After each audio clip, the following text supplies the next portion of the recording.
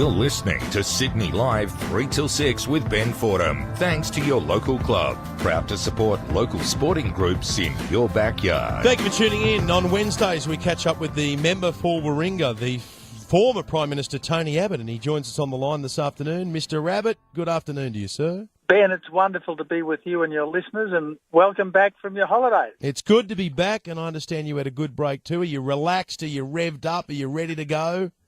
Well, look, I am once more totally committed to doing the right thing by the people of Warringah, and once more determined to do what I can to be a standard bearer for liberal conservative values in our country. One of the big things you've been tackling over the last year or more has been trying to improve the democratic processes within the Liberal Party. This is in regards to pre-selection. Now, we're told today that the one member, one vote pre-selection reforms that you've been pushing for could be limited so that it applies only to seats in the New South Wales lower house. So now this can be confusing. I'll just give a bit of background to people. You want to see all positions, including the upper house in New South Wales and the federal Senate, go to pre-selection. So that means every member of the Liberal Party is given a vote to decide on who's going to be sitting in there, who's going to be pre-selected, right? One member, one vote for everything. Yeah. Lower house. That would break house, a stranglehold that the left faction of the party has on choosing candidates. But this Warringah motion, as it's known, which is the motion you've pushed and supported, it's going to go to the annual general meeting in February. Now, we're told today, and I don't know whether this is the case, but it's reported that the left wing of your party is doing everything they can to hang on to power, to block any attempt to put the power of choosing its representatives in the hands of its members. So does it look like your battle has been somewhat lost here? No, not at all. I think it would be absolutely unconscionable for a political party to set up a process, the Rosehill Convention process that took place in July of last year, and not to live by the outcome. Now, at that big convention in Rosehill, it was a 60-40 vote in favour of membership control, in favour of one member, one vote. Now, what political party that wants to flourish says, well, we'll reject 60% of the members in favour of 40% of the members? So I think it would be a very, very big mistake of the factional warlords to think that if they succeed in manipulating the AGM so that the party does what 40% want and rejects what 60% want, we're actually going to get a better Liberal Party. I think we'll have a worse Liberal Party if we thumb our nose at the membership in this way. See, there are two issues here, Ben. One issue is the control of the New South Wales division by a kind of left-wing faction. The other issue is the professionalisation, if you like, of political parties, where they are controlled by the political professionals as opposed to their members. Now, if our party is to flourish, if the quality of our democracy is to improve, you've got to empower the members, not just empower the people who are on the payroll. And the trouble with this so-called unity ticket, the trouble with this so-called peace deal, is that it's been cooked up, stitched up by the insiders against the outsiders. And frankly, for too long, our party in New South Wales has been, in John Howard's words, a closed shop, or as I sometimes say, it's looked too much like an insiders club. And well, it's looking a lot like the Labor Party, where you have these fixed outcomes where you know, oh, okay, this bloke's an old union leader or whatever, he's going to be parachuted into that seat or into that Senate spot.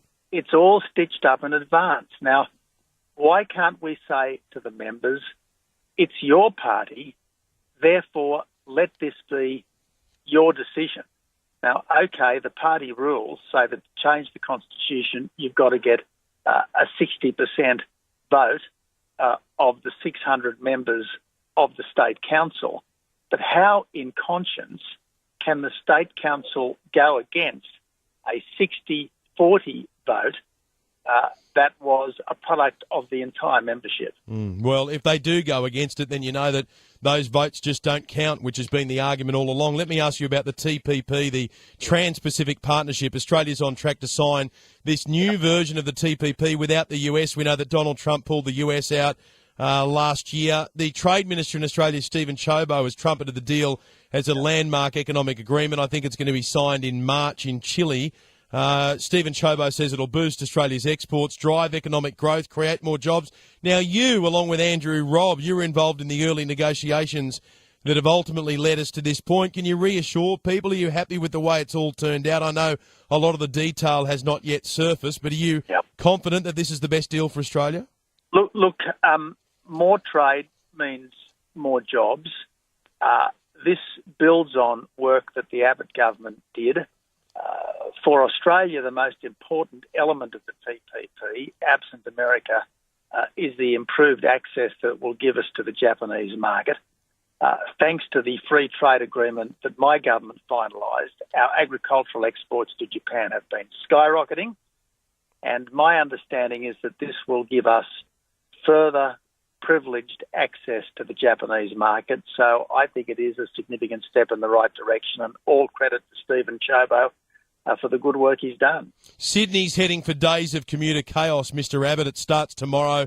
Instead of having a train every 4 minutes, tomorrow it'll be every 15 minutes as though it's a Saturday. Then on Monday, you've got this citywide rail strike. It'll see all services ground to a halt. Now, this is all because of a union claim to try and get a 6% pay rise instead of 2.75%. They've offered them sweeteners like $1,000 bonuses and things like this. But the unions put it to a vote late yesterday to all of their members, so they sent a text message out to people.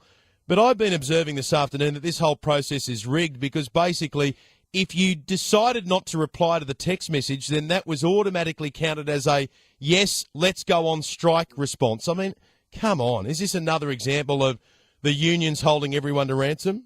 I think that's well put, Ben. Look, it's an essential service, and rail workers are well paid. On average, they get something like $113,000 a year, the people who are supposedly going on strike on Monday. They're very well paid, I believe, for what they do. They're asking effectively for a 25% pay increase over the next 4 years without any significant productivity trade-offs.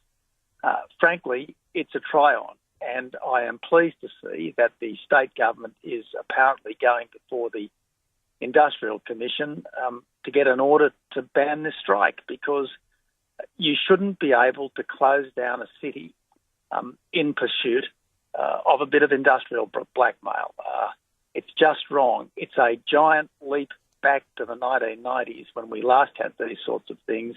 And frankly, if we want to go forward as a country, if we want to be more prosperous, if we want to be more cohesive, we shouldn't be seeing anything like this. And I'd like to hear Bill Shorten's view about this, frankly, because these are his people. He is Australia's most prominent unionist, and he should sort this out. Yeah, interesting timing as well. Monday, the day that a lot of Australians are going to be returning to work, and we try and get the economy kick-started, and this happens. Yeah, and we've got so much to celebrate. What are you doing for Australia Day?